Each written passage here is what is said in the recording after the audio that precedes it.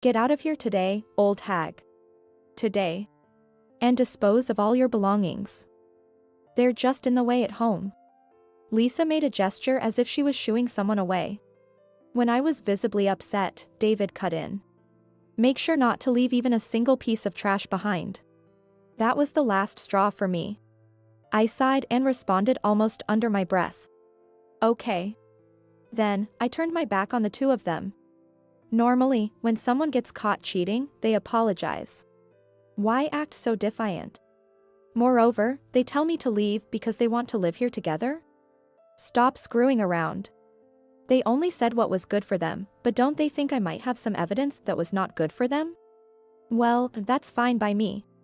Enjoy yourselves while you can. I'll be getting ready for payback over here. I smirked to myself as I headed to my room. My name is Michelle. I'm coming up on 20 years of marriage with my husband, David. At the age of 48, I work from home as a designer, while David, 2 years my senior, is thriving as a system engineer. Our son, Jason, born right after marriage, is now a 19-year-old distinguished college student. Hearing this, one might picture a happy family. But in reality, it's not quite like that. Recently, there's been something suspicious about David's behavior. On weekends, David sneaks out. Moreover, his returns on weekdays are considerably late. Furthermore, whenever he's home and the phone rings, he absolutely refuses to answer it in front of me. It's hard to think of it as anything but an affair. If he's cheating, then divorce is the only option, isn't it? Lately, I've been spending more time contemplating this.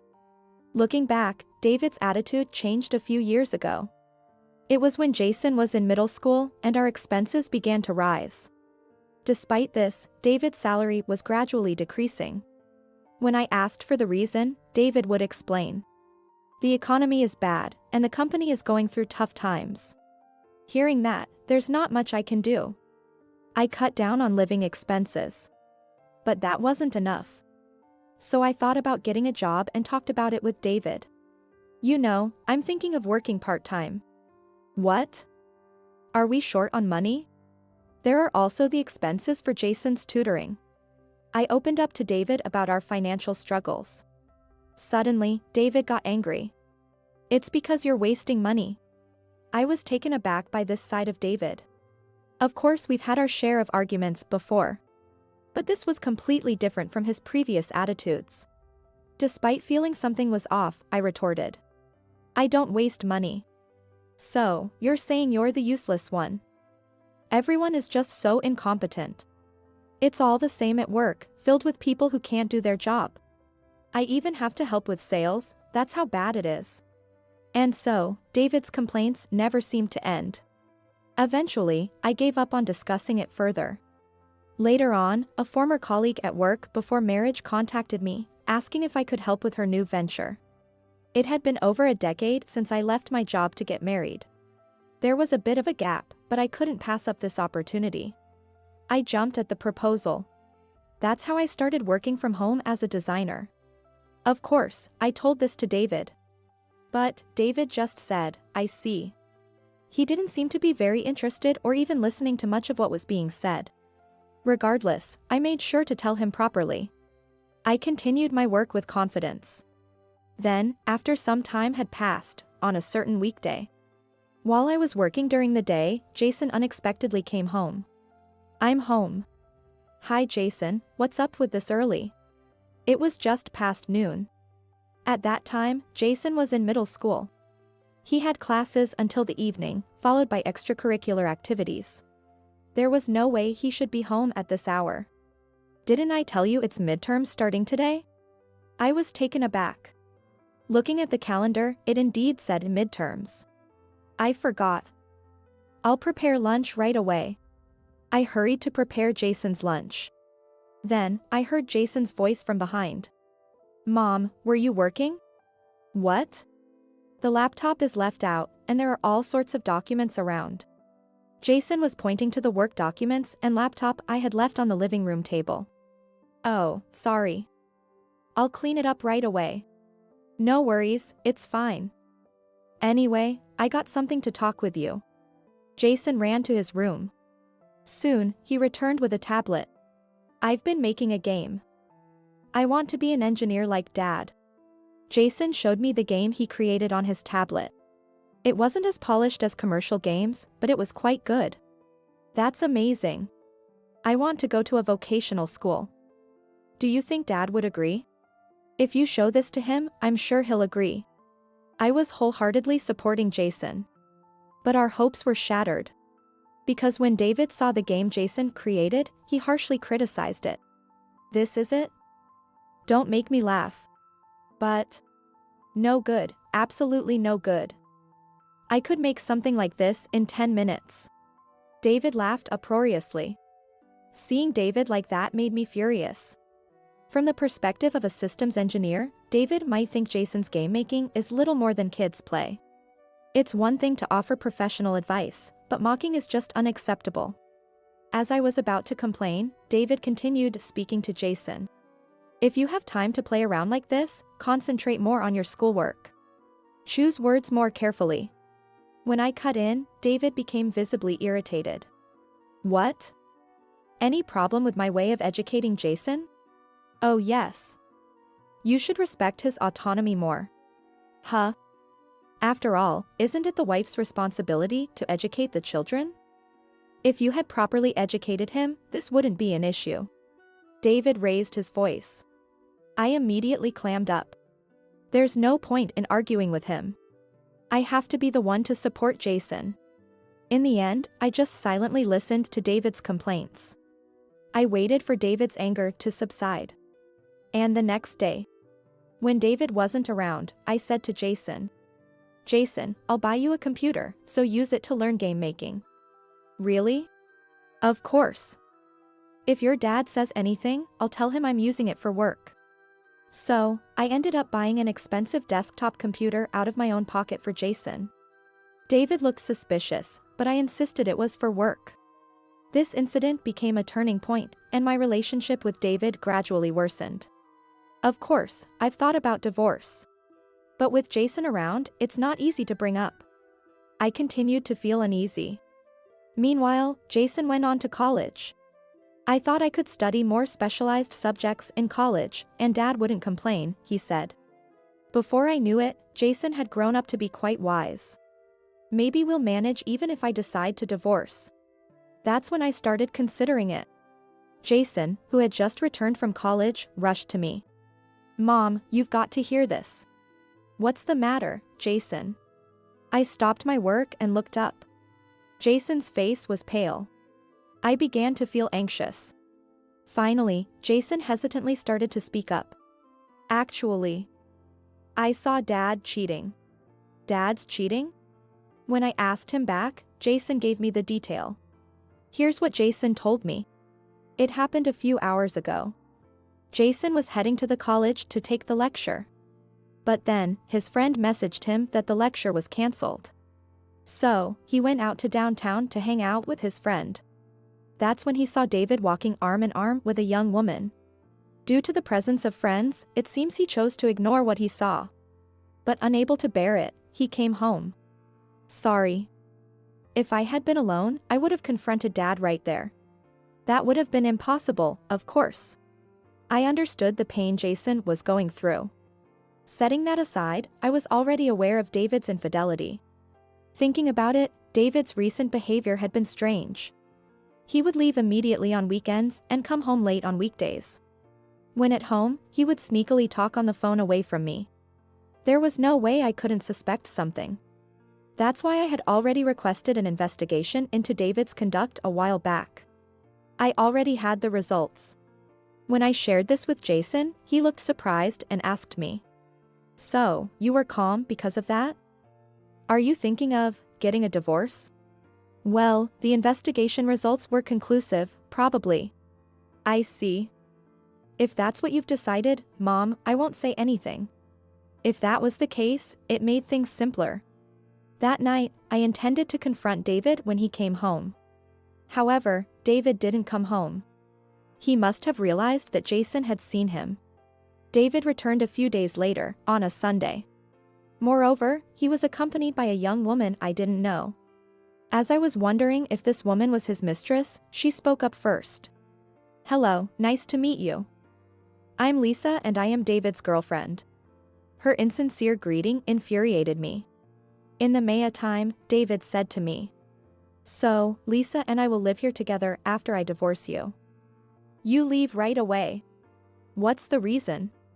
A brilliant man like me deserves a younger woman, not an old hag like you." David smirked. "How can you say that?" Even though I was dumbfounded, I complied. "Oh really? That's exactly what I was hoping for." I dared to be sarcastic to them. Then, Lisa, looking annoyed, pointed at me. "Acting all high and mighty for an old hag? Think you can live on your own? Unfortunately for you, I work, so I'll be just fine." "Oh, then let's get that divorce done quickly, okay?" Lisa pulled a divorce oath from her pocket and threw it at my feet. "I'll be sure to get alimony from both of you." Lisa frowned in dissatisfaction at my words. Meanwhile, David waited with a smirk. I signed the divorce oath and handed it to David. At that moment, Lisa said with a triumphant look, "Get out of here today, old hag. Today. And dispose of all your belongings. They're just in the way at home." Lisa made a gesture as if she was shooing someone away. When I was visibly upset, David cut in. "Make sure not to leave even a single piece of trash behind." That was the last straw for me.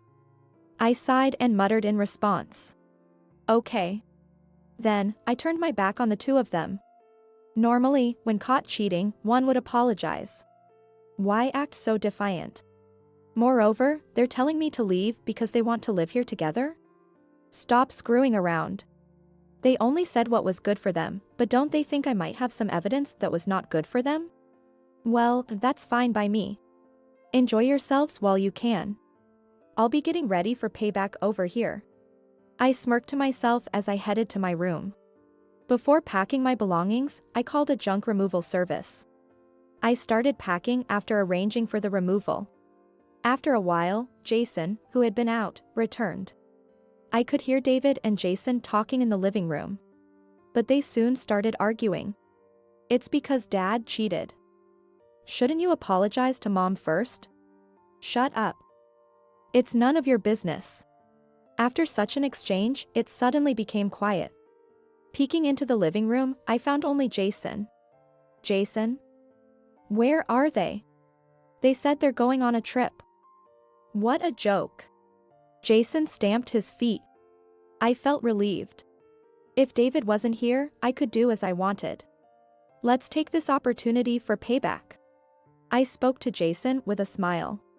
"Jason, I'm getting divorced and moving out. Want to come with me?" "Of course." "Then, start preparing for the move." "Anne." I shared a plan with Jason. Hearing it, he started preparing for the move without hesitation. In the midst of this, the junk removal service arrived. I guided them inside the house. "Please dispose of all the furniture and appliances in this room and this room." "All of it?" "There are some new items." "That's fine. I'll buy new ones after moving." I asked them to dispose of the furniture and appliances in mine and Jason's rooms. However, I didn't touch the living room items. Those were shared property with David. I didn't want to dispose of them and get complaints later. In any case, I had my items and those I bought disposed of. They'll regret it. Later, in the evening, I left the house. I handed over the belongings to the moving company. Since I hadn't decided on a new place yet, I asked them to keep the belongings for a while. Meanwhile, Jason and I moved to a nearby hotel. We decided to stay there for the time being. And then, a few days passed. While having breakfast, I received a call from David. "Hello? What's up?" "What do you mean, what's up? Did you really throw away all the furniture and appliances?" "Huh? Of course, it's what you asked for, isn't it?" As I snapped back, David suddenly faltered. He mumbled something incomprehensible. I was so exasperated that I scolded him. "You're the one who said to throw them away. Don't complain about it now." "Well, that's true, but..." His response was hesitant. He must have needed that after all. Actually, I had an idea of what David was looking for. Knowing this, I had said that everything was disposed of. As I thought about this, David suddenly became more submissive. So, which company did you use for the disposal? Why do you want to know that? Well, I'm looking for something. Just as I thought. I smirked to myself. Then, I asked him pointedly.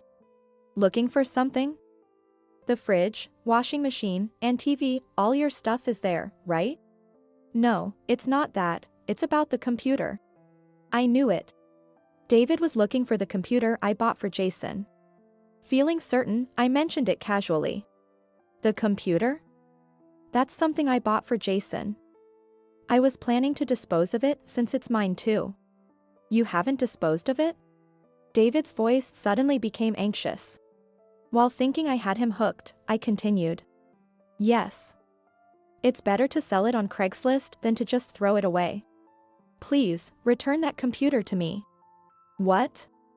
It's mine, so why should I return it? At that, David was at a loss for words. However, this wasn't enough for payback. So, I made a proposal. Well, how about this? Will you buy it from me? Buy it? Yes. I was planning to sell it anyway, so if you want to buy it, I'll sell it to you. At that moment, David's tone brightened. Okay. It's used, so how about $500? What? I won't sell it that cheap. How about $10,000? What's that? Are you ripping me off? Annoyed, David raised his voice. I'm not forcing you to buy it. Besides, why do you want a used computer? When I asked, David clearly started to panic. Well, that's... You could just buy a new one. Fine. $10,000, right? I'll pay. Just sell it to me. While feeling triumphant inside, I agreed and informed David of the arrangement. Afterwards, David immediately demanded the computer be sent. But the belongings were with the moving company.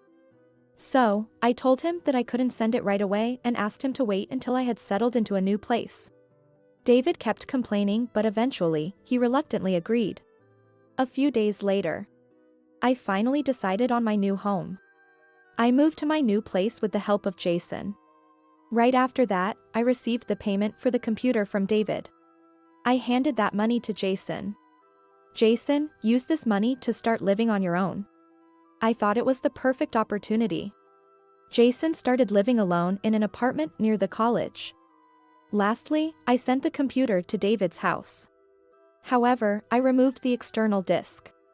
Then, I sent that disk to the company where David works. With a letter to his boss. Soon after, I got a call from David's boss.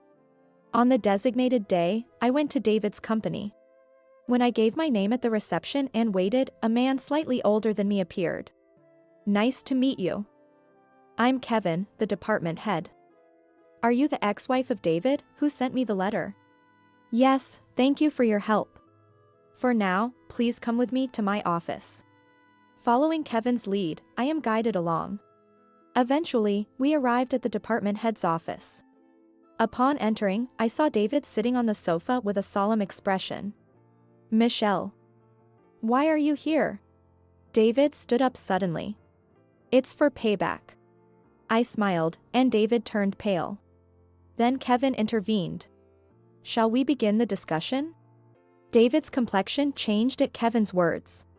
Sweating, David sat back down on the sofa. First, I'd like to ask David, what is this all about? Kevin placed the external disk of the computer on the table. It was the one I had sent to Kevin. David immediately averted his gaze. I don't know what you're talking about.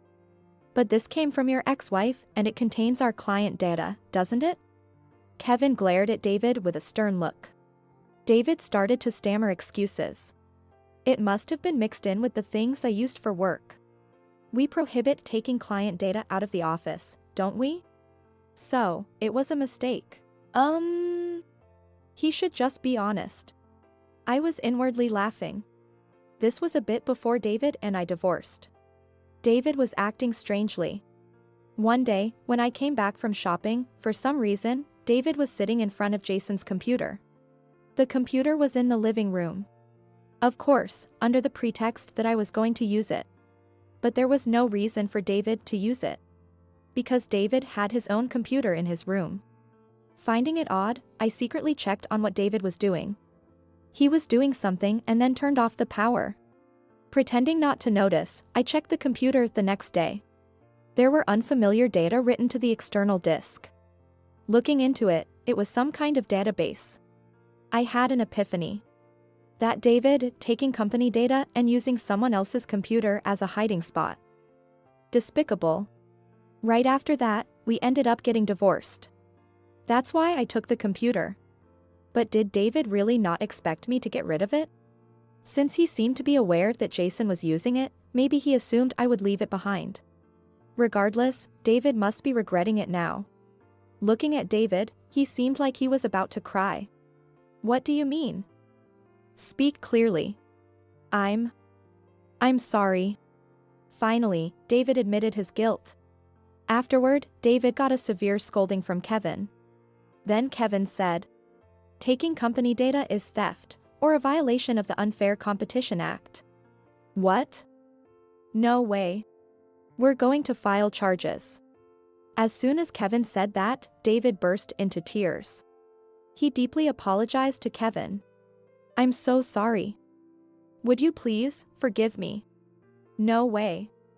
You'll be held responsible in both criminal and civil court. That can't.